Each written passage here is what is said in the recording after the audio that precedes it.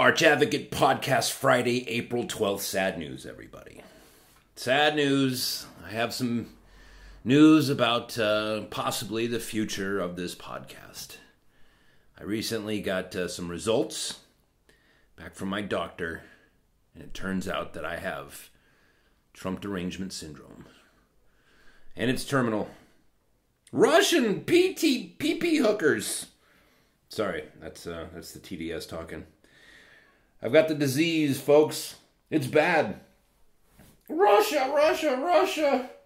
Old whores and Michael Avenatti's going to be president. Yes, it's a terrible disease. It apparently affects a great many of Americans. Now I got it. I don't know how I got it. I don't think I've been, I think my wife is conservative. I don't think I've been, I don't think I had sex with any liberal women. There's no purple-haired fatties in my recollection. It could be. I don't know. Anyways, listen. It's the apocalypse. You know what that word actually means? The apocalypse. It just means like the great unveiling, like the revealing. That's why the book, the Apocalypse, is even more commonly referred to as the Book of Revelations. It's all of these different revealings of things to come. The revealing, the deep state apocalypse. We're just now on the edge of it, entering in. I mean, there's been a lot of build up to it. 2 years of this Trump is a Russian asset talk, and not just by idiot tabloid, Brian Stelter and Don Lemon and these kind of people, but by Andrew McCabe, James Comey, James Clapper, who's the other guy with the old wrinkly old man face? I can't remember, but dude, these are high level people. High level, head of the CIA, head of the FBI, Peter Strzok and his girlfriend, like high level people trying to take down a sitting U.S. president. It's amazing. It is unprecedented. And you are going to see the formation of new laws because of it, right? Anytime that something happens and there is no precedent for it, you have to write new laws, right? What was that guy's name? Arthur Ponzi, right? The guy that invented the Ponzi scheme, right? Well, after he was done doing what he did, they had to write some new laws. The savings and loan scandal in the 1980s, when that happened, they had to write some new laws because the society got blindsided. Like, oh, geez, we never thought this was going to happen. That story, Catch Me If You Can. That kid in that movie, that was a real dude, and quite a bit of what happened in that movie actually happened. And guess what? It changed the banking industry forever. Right? I told you, man. Laws are made for those who would break them. And laws are made by the one asshole who makes it a necessity to have that law. Like drinking and driving was that being against the law is a fairly recent development in American history. It's because there was a lot of people out there just getting torched and then deciding to go for a drive and killing people. And then they had to make a law. Like, all right, I guess we can't have this fun anymore. No more just popping a top off of a cold one on your drive home on a Friday. Can't do that anymore. It's the unveiling. And there is so much that's about to happen. Look, I want to get to more stuff on the New Zealand shooting. But you have to see this for what it is right now. You can say, right, on the heels of the current Attorney General of the United States, William Barr, not Bill Barr, not Bill Burr the comedian, but Bill Barr, the current Attorney General of the United States, right? He is, that's what Eric Holder was, right? It's a very powerful position. When this guy comes out and sits in front of Congress and said, hey, I believe that the President of the United States was spied upon, that's big. And he's already said there is going to be investigation. Right? So take that and shelf it. Just really quick. What else is going on or around the same day that Bill Barr says that? Julien Assange gets arrested by the British from the Ecuadorian embassy at the request of the United States government. And none of the charges, right? Because remember what he's there for. Well, at first it was some lady accused him of rape in Sweden, right? A couple of years ago, a long time ago. But the reason he was on the run from the United States was because he published information that he was given by a third party. So you got to think about this. Do you think it's just a coincidence? Like, because how many years has this been going on? He's been in that embassy for 7 years. Why all of a sudden? Right? Why now? You can't go into somebody else. Listen, here's the thing about embassies, right? If a nation lets you have an embassy, like in the United States, if you go to the Russian embassy, if there is such thing as a North Korean embassy, I don't know if there is one, but when the United States says, okay, like Israel, whatever, Iran, whatever, you can have an embassy. What that means is that that building and the soil that it sits on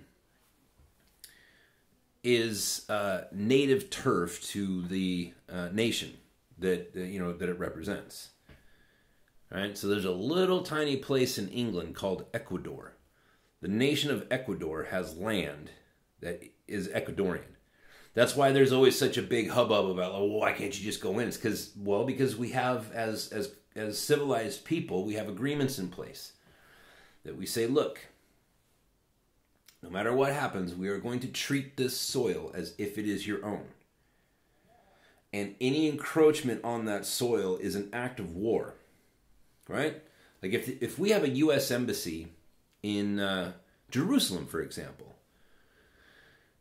if anybody bum rushes that embassy, the United States looks at it like, well, all right, so our soil. That's our soil. That is the United States. Right? Like, do you understand, like, the solemnness of that? The I don't know what the word I'm looking for. Just, the sanctified. It's like, this is sanctified land. So when you see the British government being allowed by Ecuador to go in, right? Because Ecuador, the Ecuadorian president had to authorize that. To go in after 7 years. Why now? There's a couple of things we don't know yet. Right? Because Donald Trump, he was asked about it, and he said, I don't know anything about it. You have to talk to Bill Barr. It's not my thing. In fact, he said those exact words. It's not my thing. It's not my bag, baby. He said it's not my thing. Now, that's peculiar that he would say that, as it is that Donald Trump has tweeted about Julien Assange in the past. So, one of two forces brought this about. Either us, right? The conservatives, the lovers of the Constitution, the people that are happy that Donald Trump is where he is, representing our interests. It was either our side that did it, which we cannot right now confirm that because the president is saying, yeah, it's not my bag, baby. Or it was the bad guys pushing that through. But no matter what, it's a big, big deal. And here's why. Bill Barr is beginning an investigation into treason. We have a secret court in our land. I am not a fan of it. I understand why we have it. I understand why we need it. But I'm not a fan of it. Even if it does nothing but good. Even if there was no stains on the FISA court's record, as there is now, for sure. Even if there was no stain on it, and the only thing that they'd ever done was spied on people on U.S. soil who were a threat to anybody, I would still not be for it. Because it is a secret court, and you can't have that. Because eventually it's going to go bad. So even if nothing bad ever happened from the FISA court system, I would still say, yeah, but it's going to go bad eventually. That's entirely too much power for one institution to have. You can't have that. You can't have secret court, people. You can't have the KGB in America. But I don't need to say that because it's already happened. Something bad happened because of too much power. And they decided to spy on Donald Trump's campaign when he was running for president. Instead of just going to him and saying, hey, there's a couple people in your membership here that we think might be operating on behalf of the Russians, like they did with Dianne Feinstein when they went to her and said, hey, your driver, your limo driver of 20 years, that dude's a spy. Got to get rid of him. That didn't happen. So we're going to find out. That will be revealed. We're going to know the names of these judges who signed off on this FISA warrant application. We're going to find out who appointed those judges. See that? There's a lot of things that people miss. I'm sure there's like a million things that I'm missing. But it's not so much the names of these men and women, I'm assuming. It's also who appointed them. And we are about to find that out. The capture of Julien Assange, the timing of it. The guy's been there for 7 years. Why now? How did you convince Ecuador now? Right? Why didn't Barack Obama? If the interests of the United States would be best served if this spy, this enemy of the people,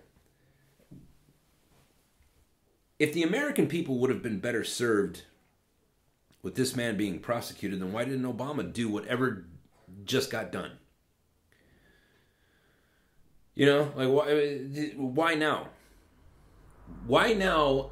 Almost within hours of when Bill Barr said to the Congress, "Yes, I believe that the Trump campaign was spied upon."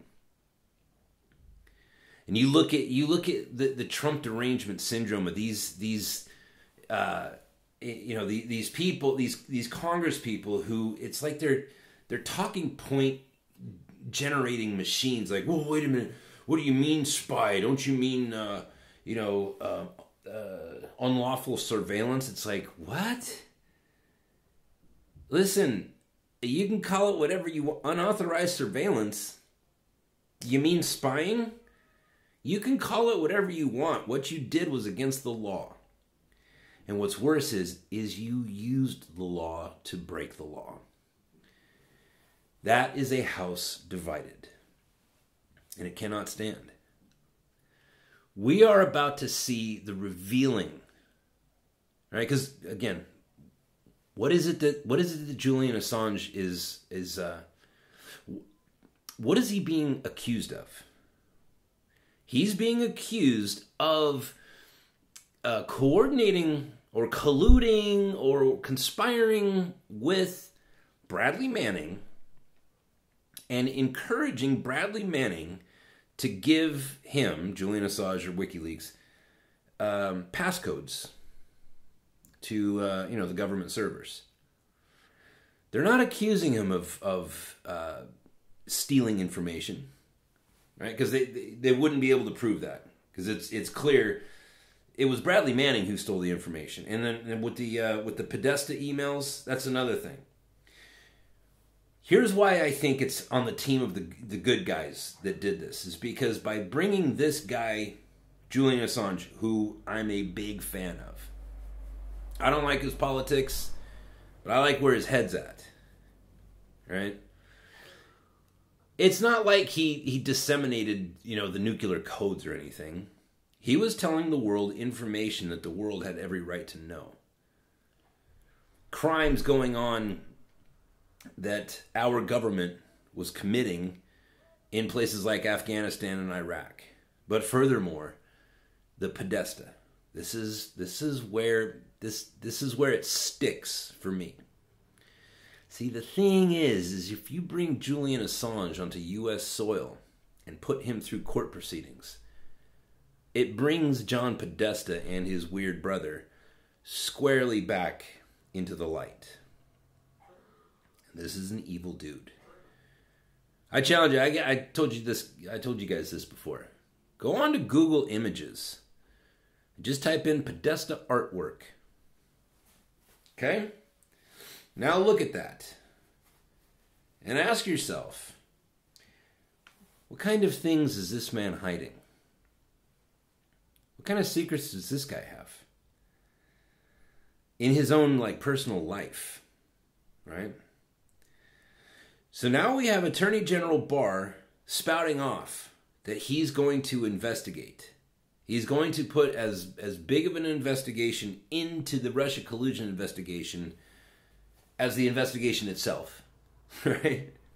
If he wants to burn through $25 million, he's got the vote of every independent and every registered Republican in America. If he wants $25 million like they gave to Mueller, you better believe it. Donald Trump will probably write him a check right out of his personal account if that's what it takes. And let's not forget, Hillary Clinton said, if that Emmer effer wins, we're all going to hang by nooses. So put those two things together. Bringing Julien Assange into the United States brings John Podesta back into the light. He kind of scooted off there a little bit, right? Remember that? He was a little bit kind of exonerated by the Pizzagate scandal. Because there's a lot of people that looked at Pizzagate and they're like, this is just a huge conspiracy theory. Pizzagate, come on, right? And the over-the-top nature of it and the fact that Alex Jones was talking about it in his verbose way, it kind of made people that more reasonable people look ridiculous if they said, yeah, but wait a minute, there's some truth to this. And it was the Pizzagate scandal that pushed Podesta back into the shadows. But remember, the reason why Podesta is even an issue at all was because, 7 years ago or whatever, Julien Assange got a hold of John Podesta's emails. Prosecuting Julien Assange on U.S. soil brings Podesta back into the light. Now, this coupled with the fact that Barr, he's got his ditch witch. He doesn't have a shovel. He's got that old ditch witch. Oh boy. And he's going to be digging some trenches. He's going to find out.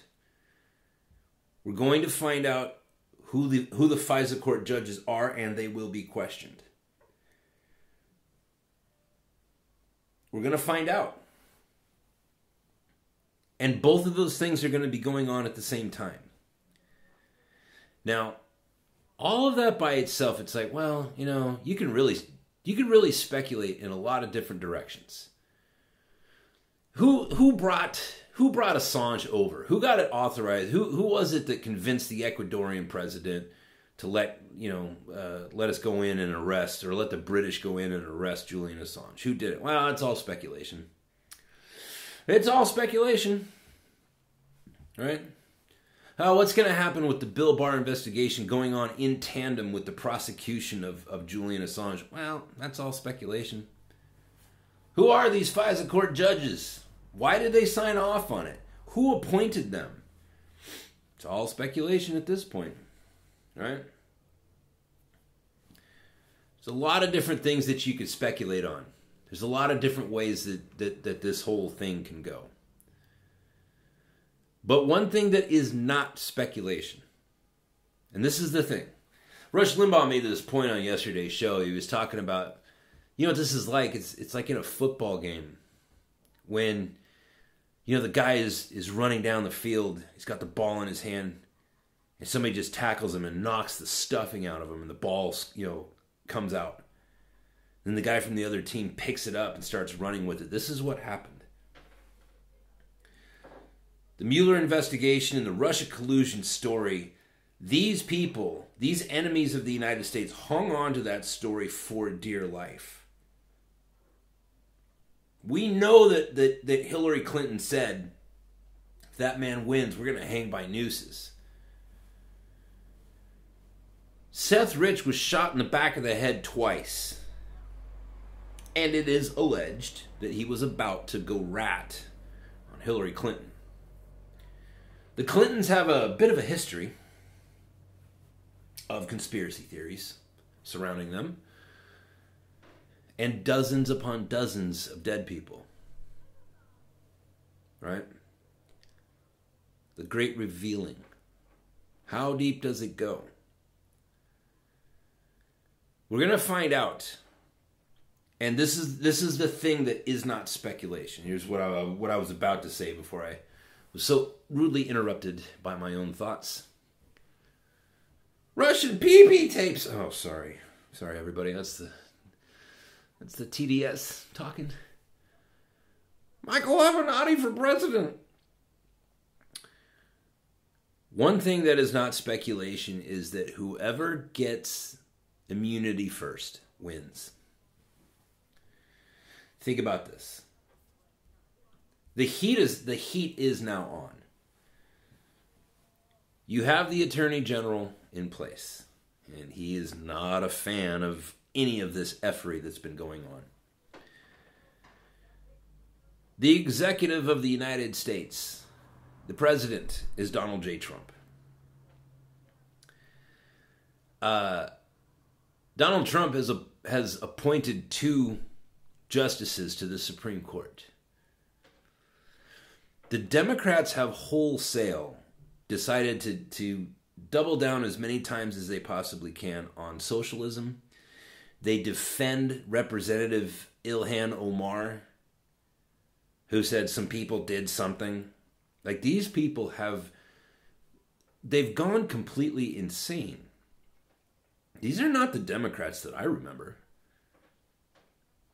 I don't remember, you know, I've always not liked the Democrats because of their stance on abortion, but they were never, they were just people I didn't like.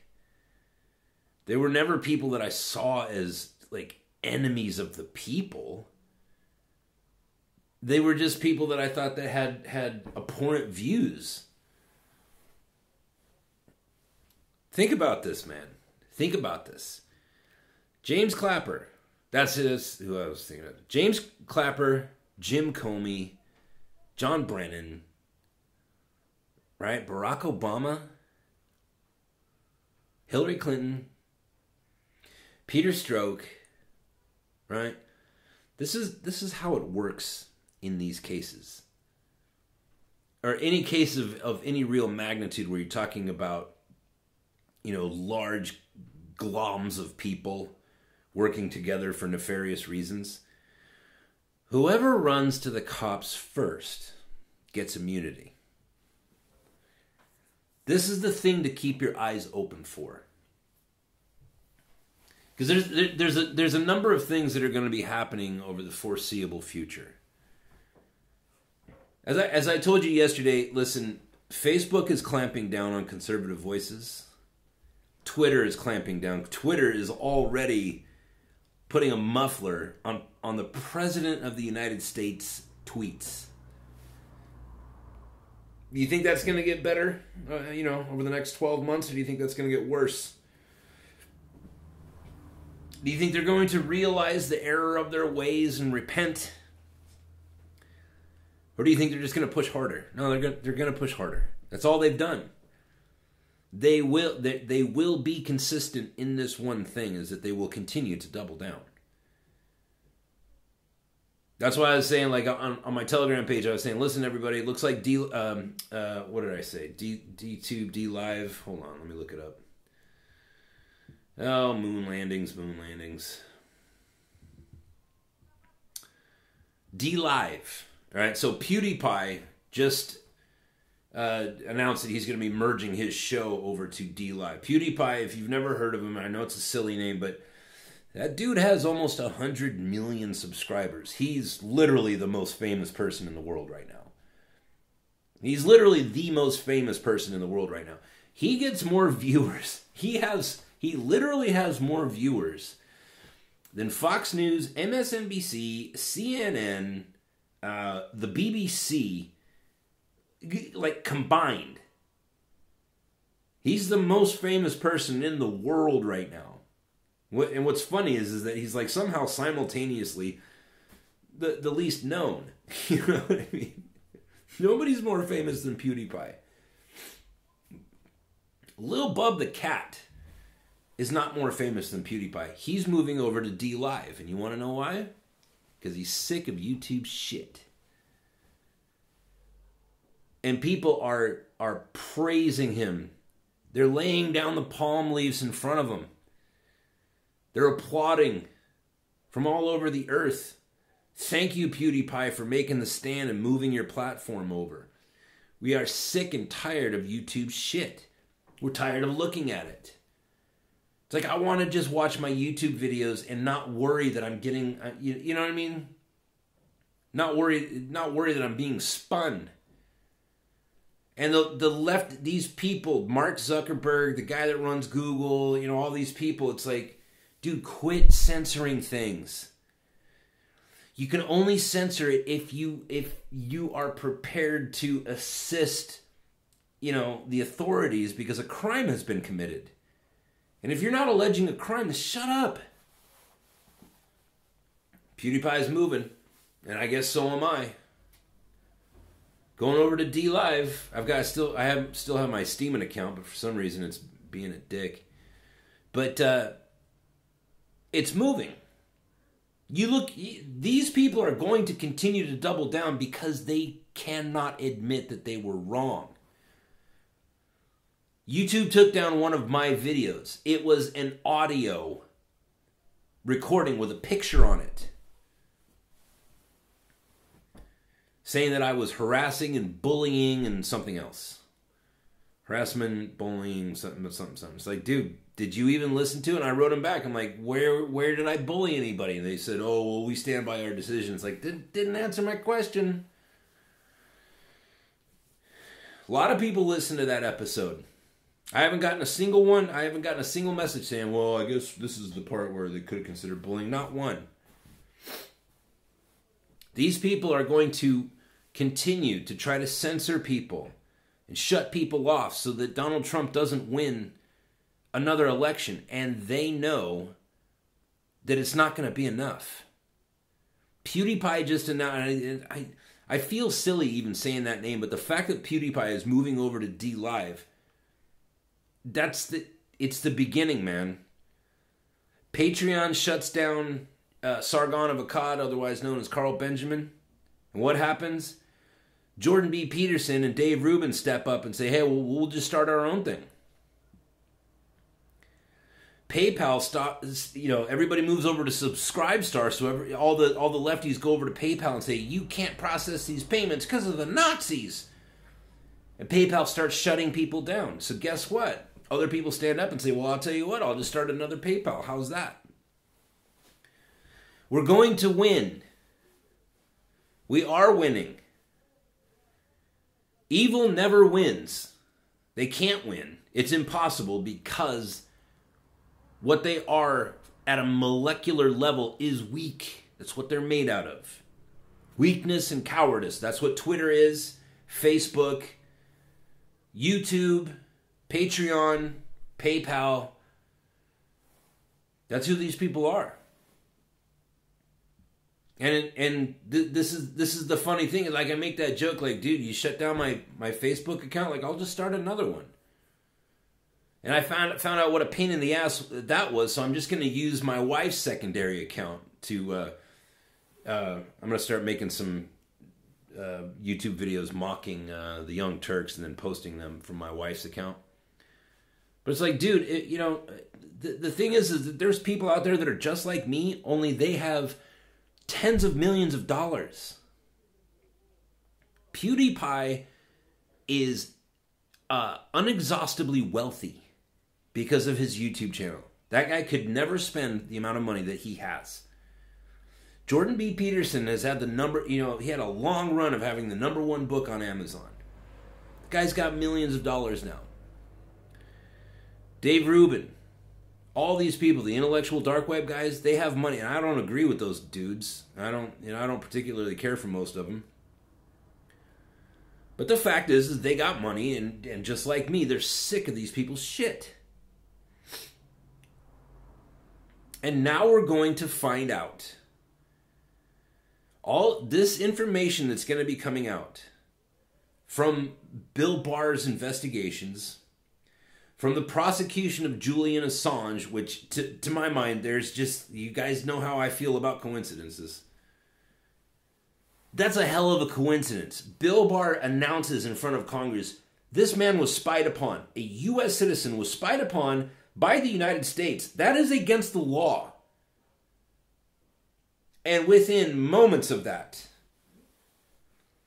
within moments, I want to say in under 24 hours, Julien Assange is being brought to the United States. Coincidence my ass. Julien Assange is the key to pushing John Podesta into the light. Julien Assange is the key. Okay, so, yeah, I mean, think about it, man. Podesta links to the Clintons. You start finding out, what was that guy's name? The guy that owned the Lolita Express. Just that absolute demon. Right? What's that guy's name? I can't remember. But that's all connected. Podesta and that guy are connected. The minute you get a warrant, right? Think about this, right? So this is how it works. So Bill Barr is going to be getting warrants for investigating people.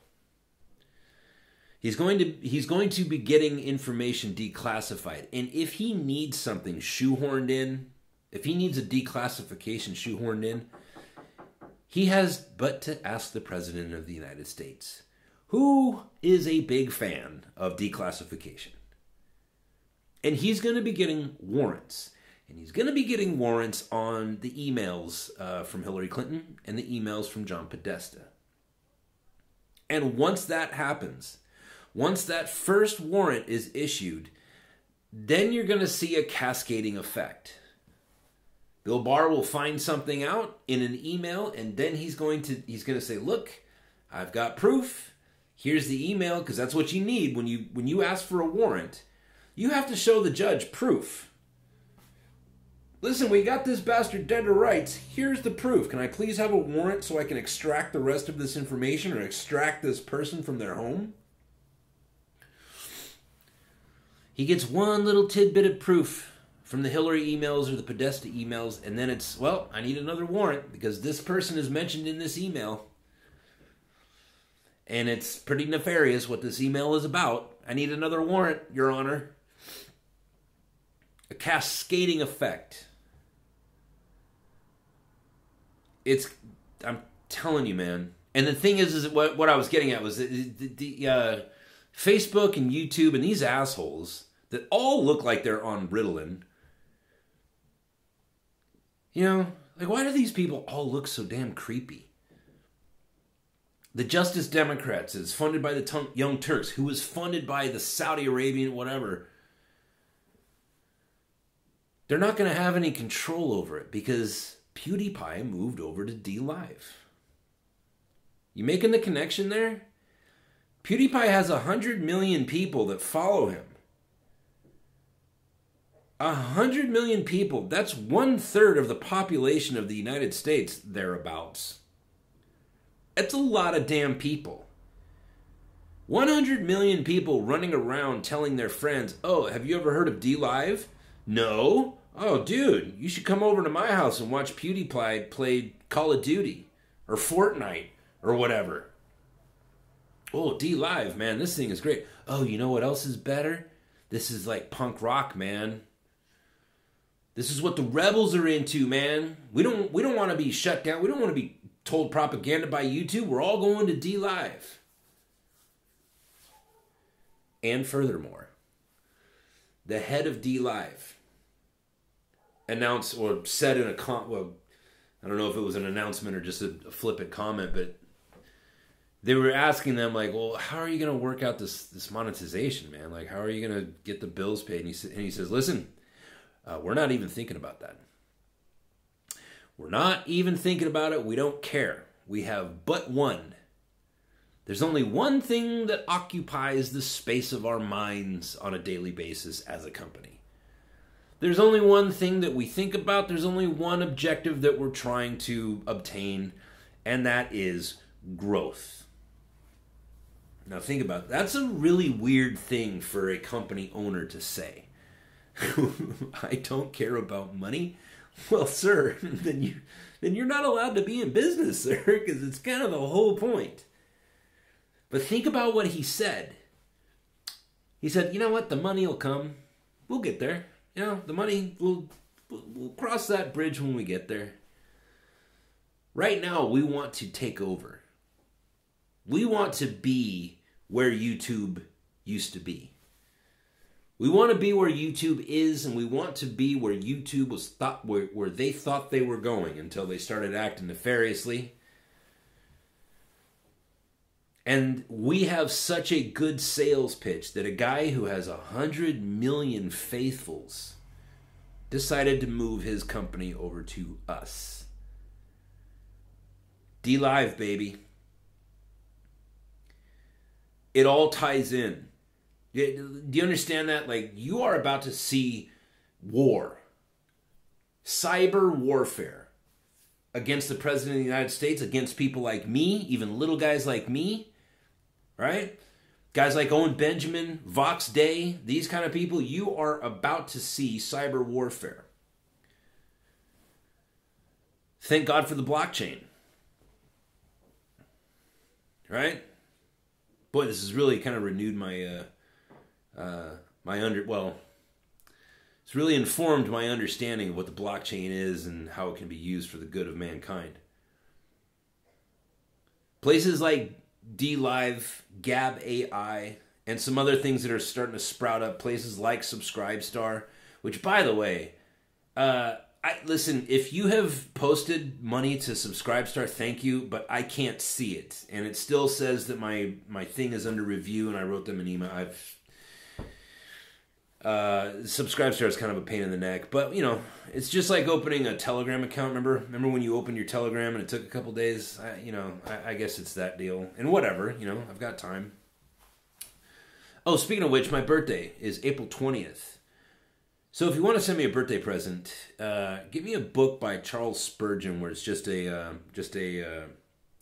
compilation of his sermons. If you can find me a book like that, I would love that. Otherwise, I would like some money.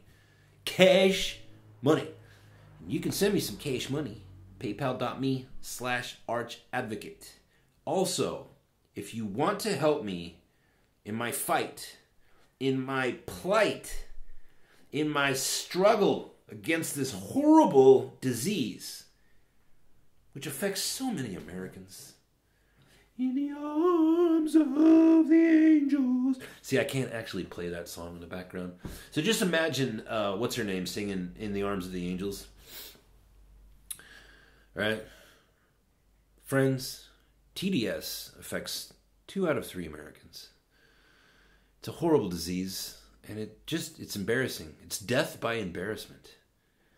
It's been known to cause people to scream out, "Ree!" in public. It's been known to cause white people to run around and accuse other white people of being white. It's really, listen, people, I don't think you understand. Like, this was worse than AIDS in the 80s. If you were alive in the 80s, you'll remember that. Well, TDS, listen, man, it's no joke. Right? I tried to have sex with my wife last night, and I started cuddling her, and then all of a sudden I looked her in the eyes and I apologized. It's really bad, people. Right? This Trump derangement syndrome, I'm going to embarrass myself to death if you don't help me. So, if you want to help me find a cure for TDS, send money to paypal.me/archadvocate. You're doing a good thing. Find the cure, man. Anyways, that's the show for today. Lots of revelations coming. You know what I mean? I mean, my mind is just going bananas right now. It's like, God, William Barr, what's he going to reveal? And the fact that Julien Assange is on his way to the United States, and what's up with his weird beard, man? PewDiePie's going over to D Live. That's a sign. It's a sign. It's like, okay, I guess that we're going to take our content from D Live now. Because D Live is about to get 100 million new clients. That 100 million people are going to migrate to D Live. That means that advertiser dollars are going to be pouring into those people who own that platform or run it, or however you would say that. These people are going to be introduced to a newfound access to wealth that they've never experienced before. And they've already stated, yeah, we're going to spend all that money on growth. We're going to get bigger. We're going to get bigger. And once we have reached whatever goal of bigness that we have in our head, that's about the time we're going to start thinking about who gets what as far as dollars and cents goes. That's very encouraging news. Whoever said that, whatever that guy's name is that said that, or girl, whoever it was that said that, that person understands, like, yeah, this is more than me just, figuring out a way to buy a house and buy a Lamborghini. I'm going to try to fix humanity.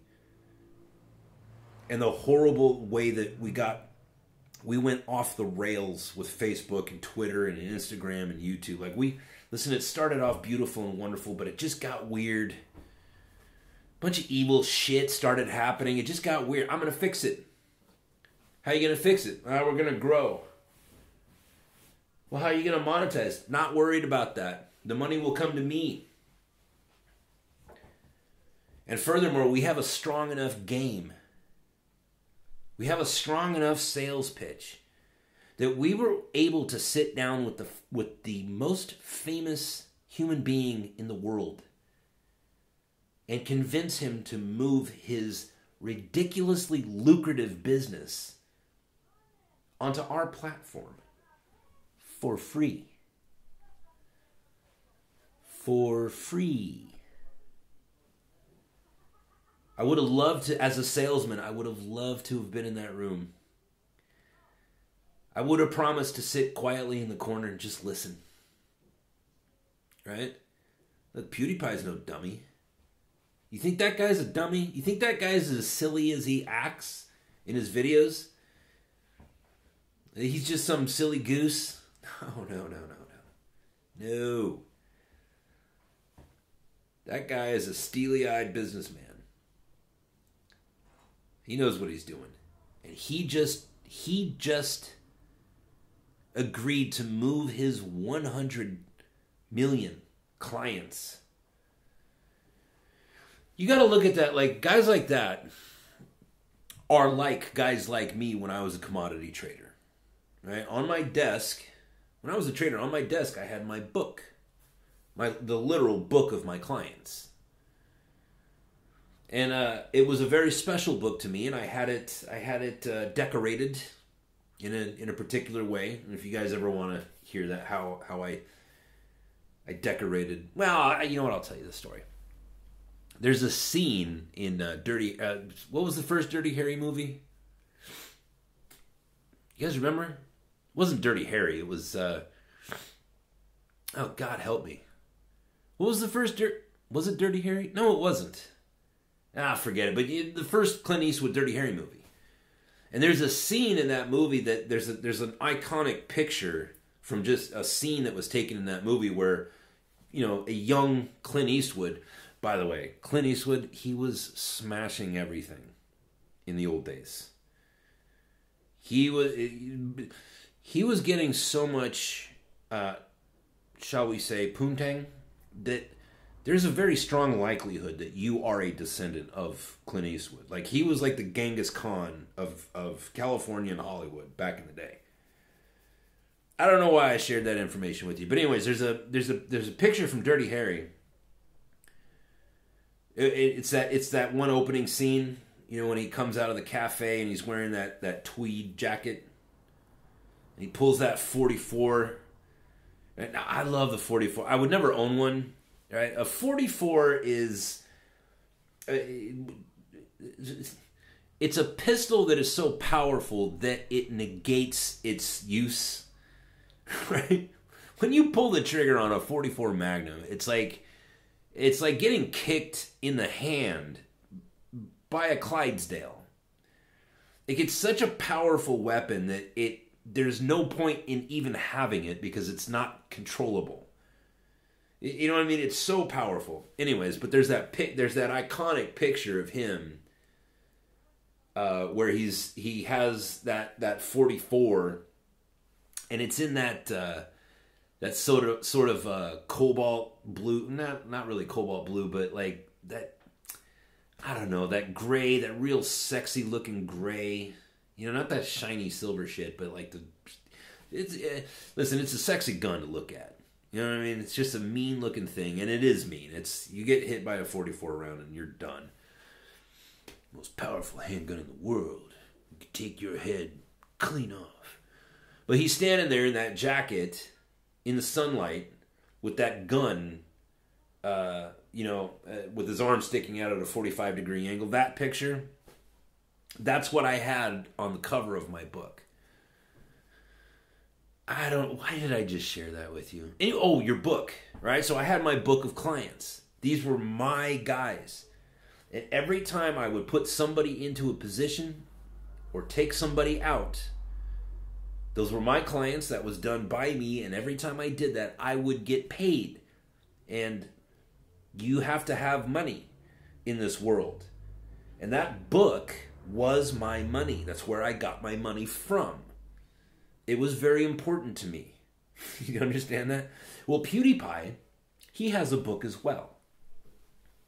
And every time money gets deposited into his personal bank account, it comes from his book. And he has 100 million, very nearly 100 million clients that he looks at like, well, I love these people. It is because of these people that I get to drive the car that I drive, live in the apartment that I live in, or house, buy the things that I buy. It's because of my book. This is sacred to me. He's taking his book of clients over to DLive. You understand? Like, it's a big decision. That's not a decision that you would just make by some young idiot coming into your office and saying, hey, let me pitch you on this idea of you coming over to DLive. It's like, no. There was a whole room of technical people in there explaining technical things and saying, look, if you bring your book over here, your audience, this is how we can guarantee you that you will always be served, that your clients will always be served. That would be a huge sales pitch, one that those salespeople would be nervous about. It's like, well, if this guy asks us a question that we can't answer, we're done here. And evidently, every question that PewDiePie had was answered to his satisfaction. So much so, he was so very satisfied that he is moving his book of clients over to DLive for free. What do I mean by for free? Well, if I took my book of clients and I went over to another firm, I would have to say to that firm, listen, I have this book of clients, and if you want me to bring my book of clients over to your firm, you have to give me a large pile of money. You have to pay me for something that I did not earn. You're just going to give me this money because I'm walking into your office with a gigantic book of clients. You have to pay me for that. I forget what there's a, retainer. You have to pay me a retainer. And I was at one time very close to making that decision once, so I remember that. How are you going to give PewDiePie a retainer on 100 million clients? You can't. Not if you're a fairly new company. Like, you're talking about... If they had that much money, they would have spent it on technology, not on PewDiePie. PewDiePie is moving over to DLive for free. What is that? Why do I keep going off on this? You might be asking. I'm not talking about PewDiePie, and I'm really not even talking about DLive. What I am talking about is the war that social media companies, Twitter, Facebook, YouTube, all these people, the war that they have decided to declare on us is being fought back upon. And not in defensive either, but retaliating offense. You want to shut me down, YouTube? Go ahead. I'm going to go over to a place where the likes of PewDiePie can be found. DLive. Then what? I'll go over to Steam It. Well, I mean, those are small platforms that nobody knows about. Yeah, they don't know about them yet. But 100 million people just found out about DLive all at once. I wonder how many friends those 100 million people as individuals have that they're going to tell about DLive. And how long 100 million people turns into 300 million people. And then how long will it take for 300 million people to turn into 600 million people? And then I wonder how long 600 million people turns into 1.2 billion people. See how that works? Friends talk about things. And the next thing you know, there's no such thing as YouTube anymore. There's just DLive. See? Retaliation. Fighting back. There's some Republicans out there that are saying, I don't think Donald Trump should retaliate. F you. Donald Trump, it wasn't just Donald Trump that was assailed. It wasn't just Donald Trump that was attacked. Yesterday when Twitter took down one of Donald Trump's tweets, you didn't just attack Donald Trump, you attacked me. And you're trying to tear away at my way of life. You're trying to poison my children with drugs and poison my children with ideologies about homosexuality and transgenderism, and you're trying to build a world where my sons are going to grow up believing that it is right for them to hate the color of their own skin. You attacked me when you did that. And now we fight back. Yes, I will be gravely disappointed if President Trump doesn't spend the next 6 years on the attack, going after every single one of these people, and making sure that the Supreme Court and the Attorney General and everybody in that sphere, in that particular strata, write new laws to make sure that this never happens again. So, thank God. Thank God for Attorney Barr. Thank God for Donald Trump. Thank God for PewDiePie and whoever the guy or people who started DLive and started Subscribestar and whatever it is that the intellectual dark web are building to counteract Patreon and PayPal and all that other stuff. Thank God. Because now we're on the offensive. They fumbled the ball, and now we've picked it up, and it's time to run this back to the house. Oh, let me read you your daily devotional, and I'll let you guys go. What is today? April 12th. Trusting me is a moment-by-moment choice. My people have not always understood this truth. As I performed miracles in the wilderness, my chosen children trusted me intensely, but only temporarily. Soon the grumblings began again, testing my patience to the utmost. Isn't it often the same way with you? You trust me when things go well, and when you see me working on your behalf. This type of trust flows readily within you. requiring no exertion of your will. When things go wrong, your trust flow slows down and solidifies. You are forced to choose between trusting me intentionally or rebelling, resenting my ways within you. This choice constitutes a fork in the road. Stay on the path of life with me, enjoying my presence. Choose to trust me in all circumstances. That's the show for today. That's it for the week, and I will talk to you on Monday.